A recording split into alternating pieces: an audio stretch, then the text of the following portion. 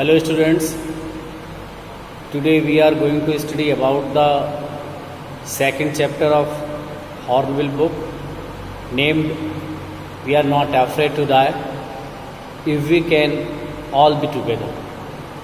It has been written by Gordon Cook and Alan East, and I have categorized. We will discuss this chapter on the 8th points. Prepare for voyage.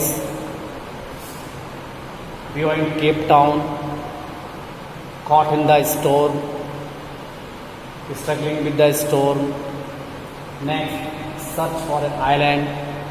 You can watch on at the board. We are not afraid to die. A ray of hope and the happy landing. So these are the key points of this chapter. I hope you will listen to me carefully. These points will cover the whole chapter. Prepare for the voyage. The writer started his round the world voyage in July 1976. His wife Mary, his son John, his son John, and his daughter Suzanne also accompanied him. They were with him on the journey to a sea. The son was only 6 years old, and the daughter was 7 years old. She was only older by 1 year. The writer was then a 37-year-old businessman. The writer was a businessman. His age was 37. He wanted to follow the same route of the sea that Captain James Cook had taken 200 years earlier. For about 16 years, both he and his wife had been dreaming of what the famous explorer had done.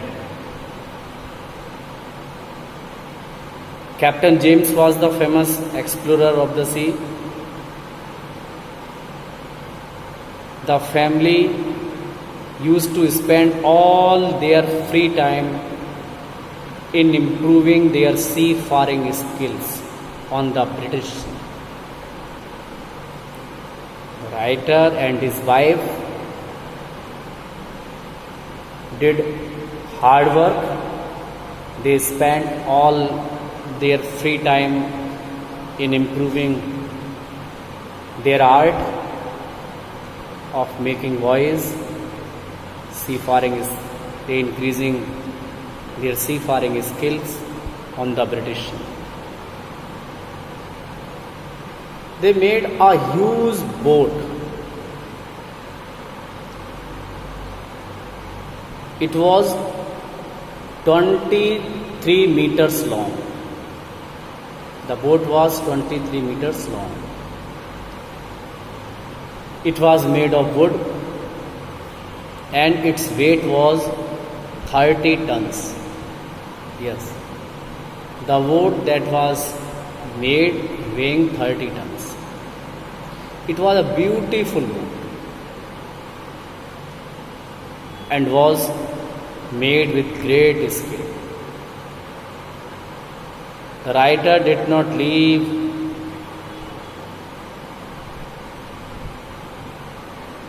any defect in the boat. He left no lurch. Months were spent in fitting it out. He worked hard in making the boat. It took months in its manufacturing. They tested the boat in the roughest weather they could find. Whether the boat was working in the roughest weather or not, it should not give any failure in the voyage. It was to be a 255,000 kilometers journey in two parts, 105,000 and 150,000. They had made a plan to complete that journey in 3 years. They wanted to complete the journey of 250,000 kilometers. The first part of the journey, 105,000 kilometers, was completed pleasantly, happily.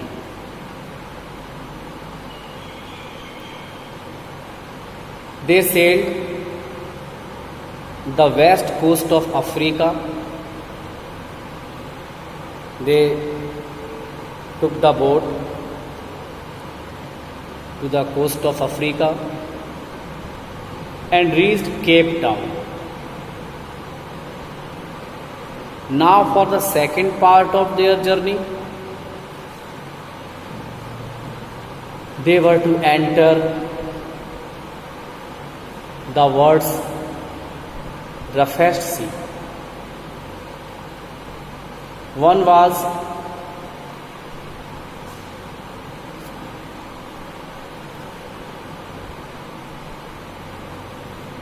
the southern Indian Ocean. As I have told you that they took their boat to the west coast of Africa and reached Cape Town.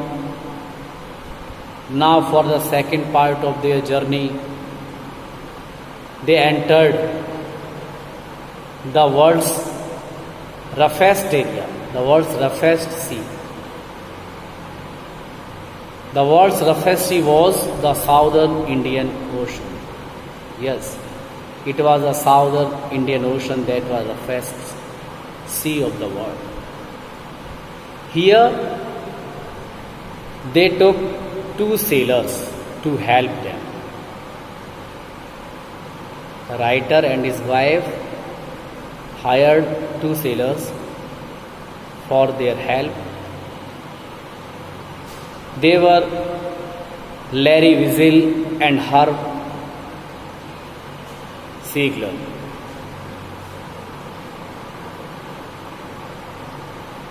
Larry Weasel was an American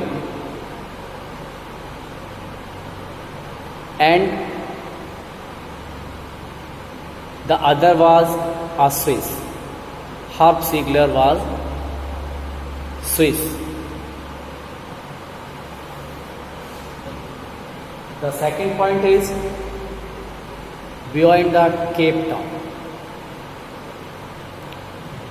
It was 2 days after they had started their sea journey from Cape Town. Strong winds started blowing. The heavy winds started to blow. They kept blowing continuously for the next few weeks. They did not stop. Riker was not worried to see the strong winds. What worried him? It was the size of winds. He was not afraid of seeing the strong winds, but the strong winds were in the heavy size, the big sizes. The winds went as high as the main mast of their ship. The wind went up higher as up to 15 meters. They were rising higher and higher. On December 15, sorry, not 15, I think 25. On December 25, they were 3,500 kilometers east of Cape Town.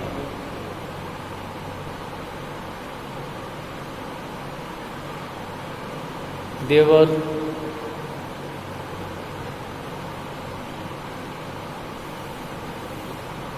on 3,500 kilometers of east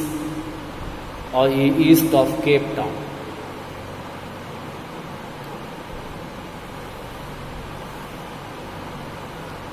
The weather was not good.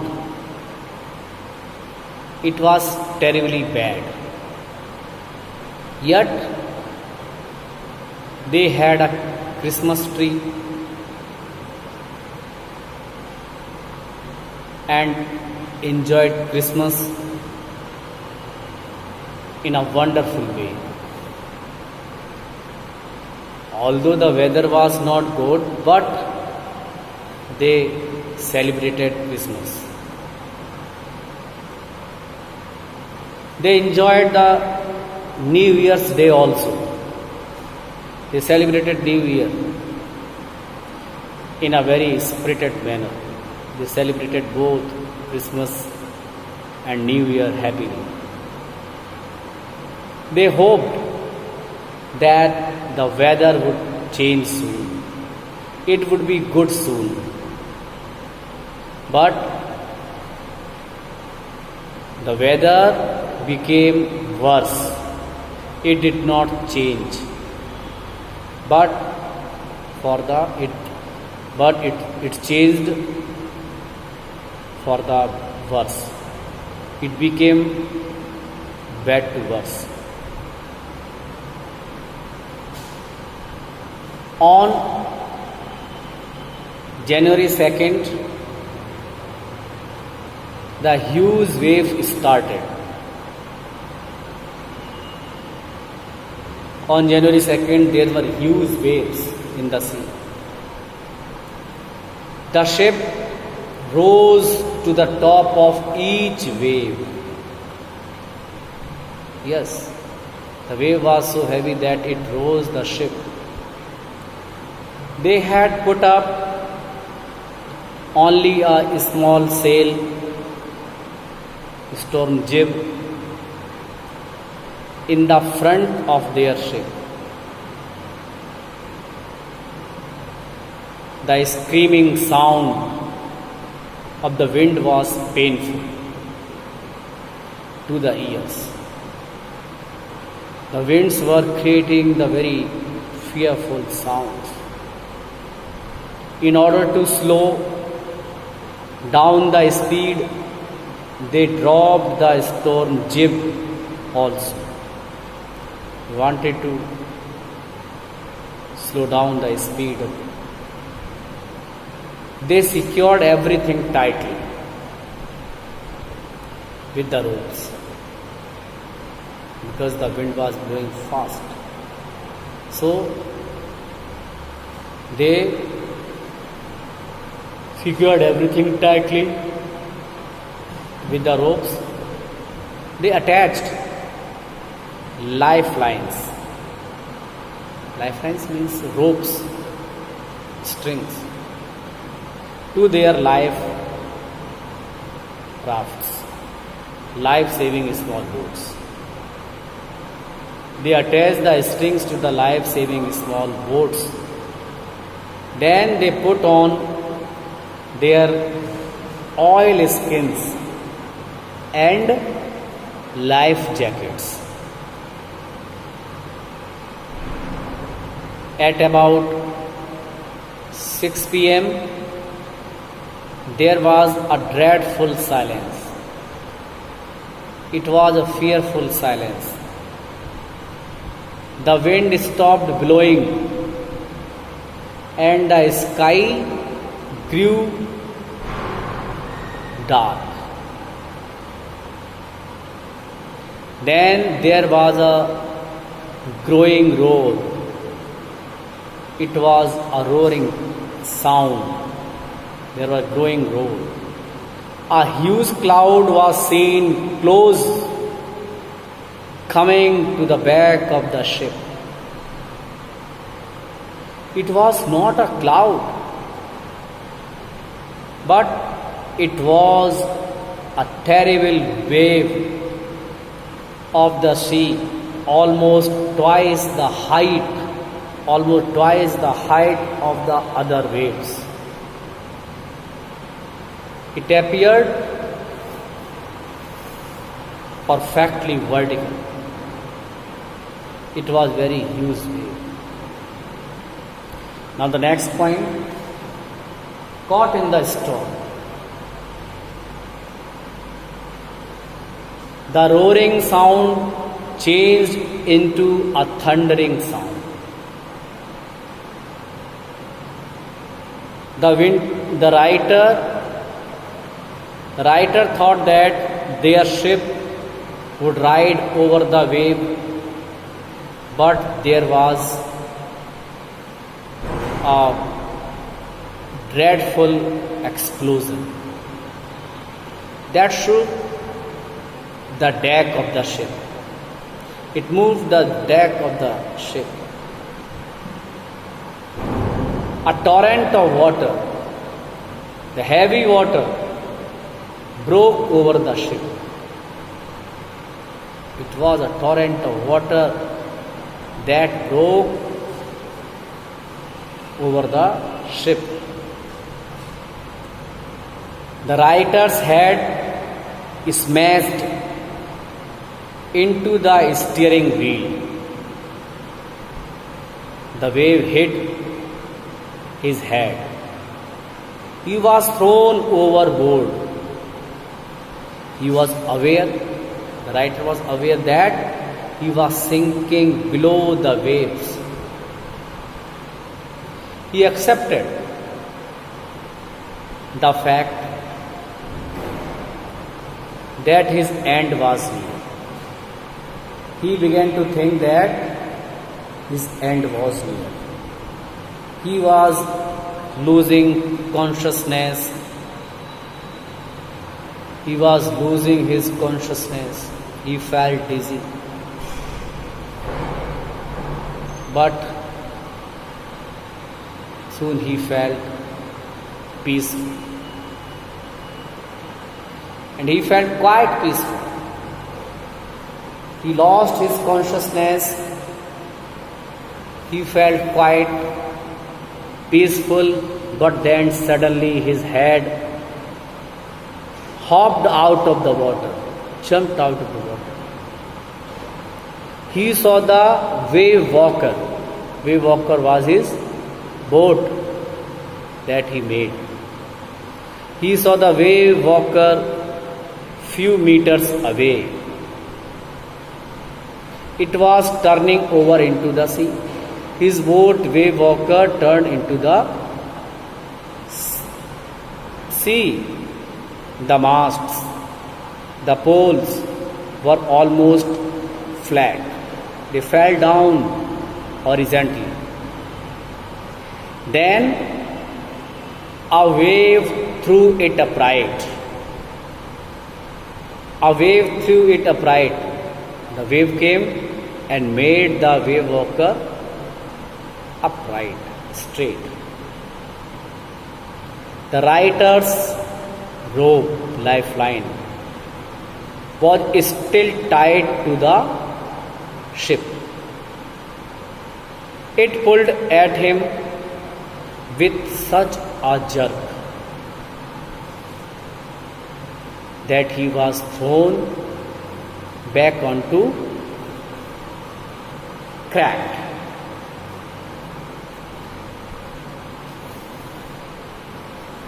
ship. The writer's lifeline was still tied to the ship.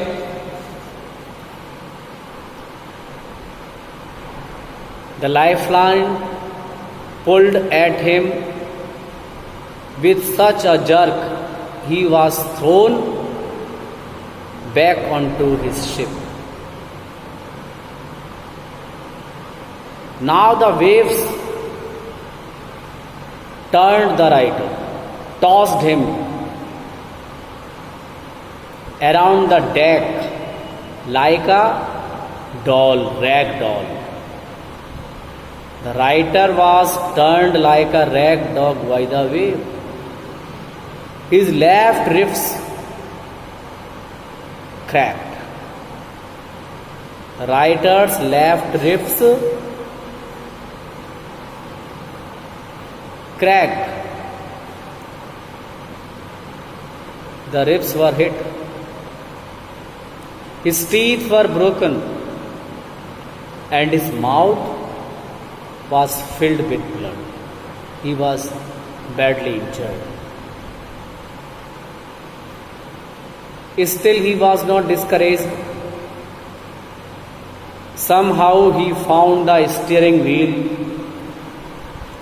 and tried to control the ship for the next wave. There was water everywhere on the ship. He could feel that water had entered the lower parts of the ship. But he couldn't dare to leave the steering wheel and go down to check, investigate. He went down. Suddenly, the door in the deck floor opened and Mary, his wife, appeared. "We are sinking," she said. "The lower decks have smashed and there is water everywhere." The writer asked Mary to take the wheel, and he himself went down to see what could be done. Now the next point, struggling with the storm, how he struggled, how the writer struggled. When the writer went down, he saw the sailors Larry and Herb. They were trying to pump out the water. Broken pieces of wood were hanging all around. The right side of the ship had come inwards, buzzed inwards. Clothes, crockery, charts, tins, toys were floating about in the deep water. Everything was smashed. The water was coming inside. the boat. The writer half swam and half crawled into the children's cabin. He was half swimming and half dropping into the water. Are you all right? He asked. He asked his children, are you all right? Yes, the children replied. But Sue said that her head had been hurt a bit. Sue, the daughter of the writer, was injured. Her head was hurt a bit. There was a big bump above her eyes. But the writer had no time to attend the daughter. He had to plug the hole from where the water was coming in, gushing in. If that was not done, if the water was not stopped, the ship was sure to sink. The whole ship would sink into the water and the members in the ship will die. Debris was floating, garbage was floating around the cabins. Debris blocked the hand pumps. The electric pump was also not working. Instruments were dead. They were not working. It had short circuited. The water level in the ship was rising threateningly.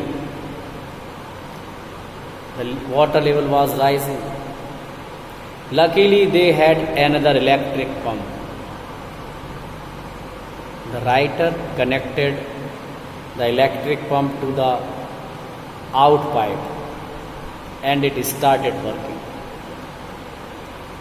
He was able to plug in big holes also. The night dragged on. Very fearful night it was. They had to keep pumping throughout the night. They had to keep pumping and steering all night.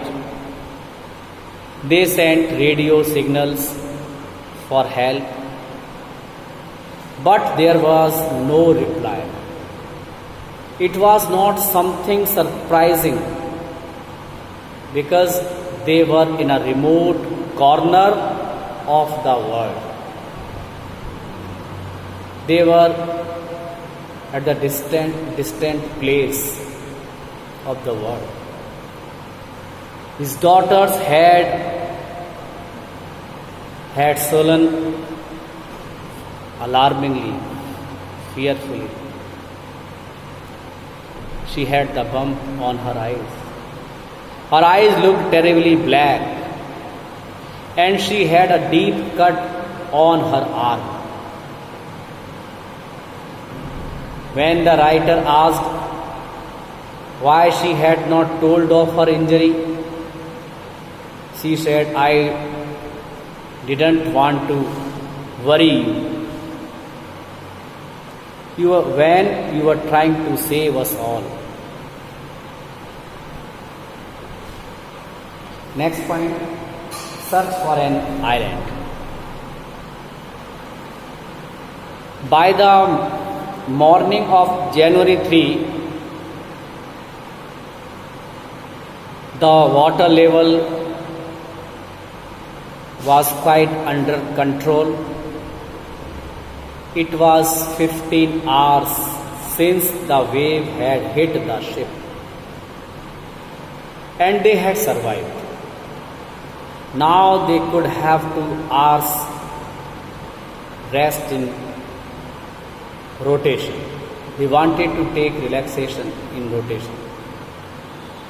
But still, a lot of repair had to be done in the lower parts of the ship, where all the wooden frames had smashed. They had to repair. It did not seem possible that the boat Wave Walker would be able to reach Australia.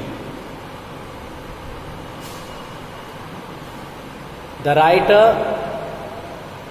checked his chart.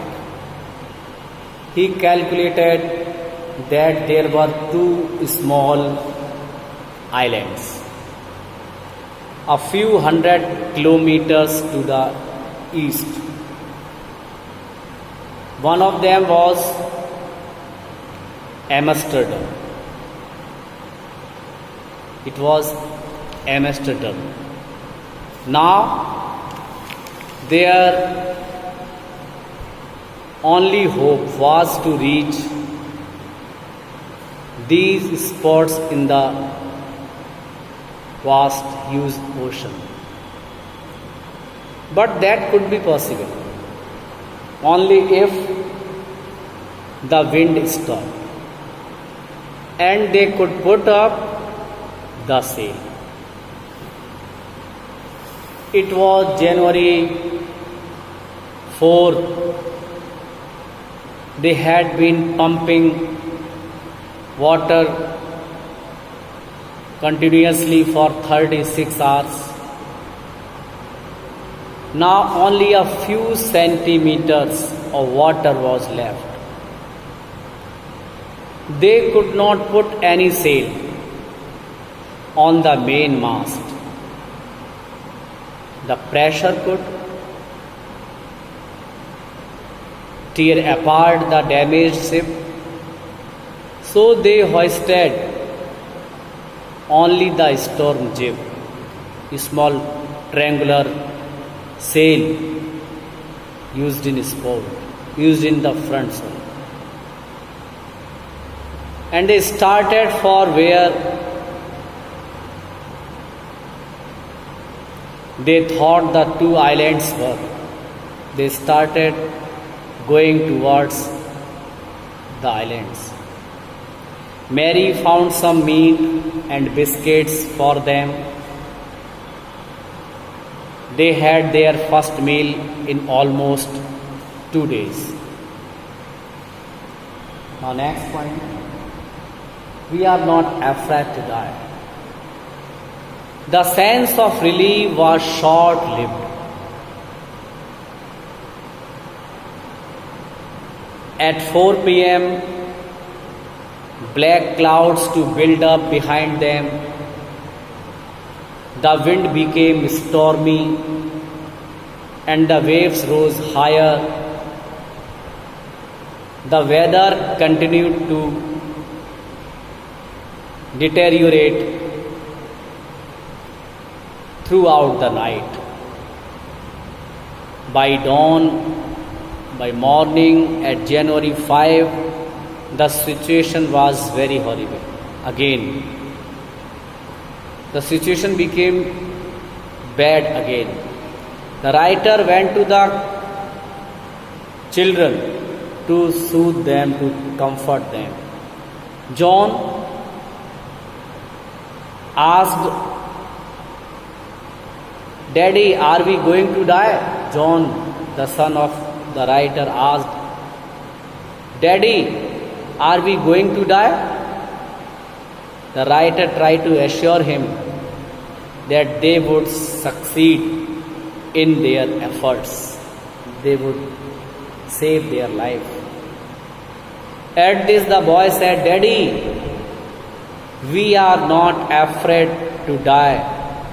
If we are not afraid of dying, if we can all be together, you and Mummy, Sue and I." From this statement, the title of the chapter has been taken. The little child of 6 years old was not afraid to die if the whole family members would die altogether. The writer could find no words to answer.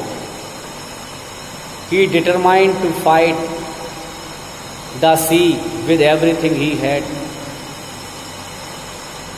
He decided to stop the ship, keeping its undamaged side to the side of the oncoming waves. That evening, the writer and his wife sat together holding hands. More and more water was getting in through the broken planks. Both of them felt that the end was near. The next heading, Ray of Hope. By the morning of January 6, Wave Walker had come out of the storm. The wind had eased. The writer went in the chart room and made a study of the charts and made other calculations.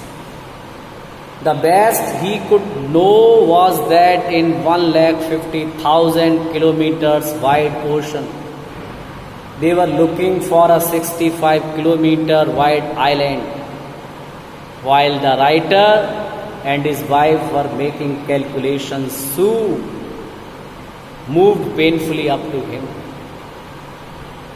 The left side of her head was now very swollen.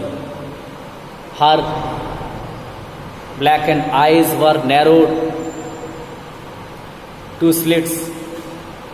Sue gave the writer a card she had made. Sue had made a card. On the card, it was written, "Oh, how slits." Sue gave the writer a card she made on which it was written, "Oh, how I love you both." So this card is to say thank you and let's hope for the best. The children were not afraid. They were also encouraging their parents. At 2 p.m., the writer went to the deck. He came on the deck. He asked Larry to steer the ship at 185 degrees. He told him that by following that course, he expected to see the island at about 5 p.m. Then he went down and dozed off in his cabin. He slept there. Now the last point, the happy landing. When the writer woke up, it was 6 p.m. and was growing dark. He thought that the speed they were going, they must have missed the island. Just then, John came there. Sue was right behind him. "Can I have a hug?" John asked. "Why am I getting a hug now?" the writer asked. "Because you are the best daddy in the whole world and the best captain," replied John. "You are the best daddy in the whole world and best captain," replied John. "Not today, John. I'm afraid," said the writer. "Why you must be sad?" Sue said. "Why you must be? You have found the island dead." "What?" the author shouted happily. "What?" surprisingly asked. What are you saying? Island? It's out there in front of us, said the two. Yes, it is in front of us. The writer went running to the deck of the ship. He could see the complete outline of the island of Amsterdam. It was only a dull piece of volcanic rock. There was little vegetation on it, but to him it was the most beautiful island in the world. They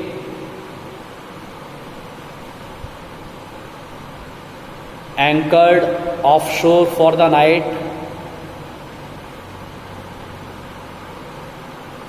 They landed there. The next morning, all 28 residents of the island, cheered as they helped them to come on the shore. Now you can see how they struggled, and their struggle brought them success. They never feared during the crisis. They helped themselves, and we know that those who help themselves, God helps them. Thank you.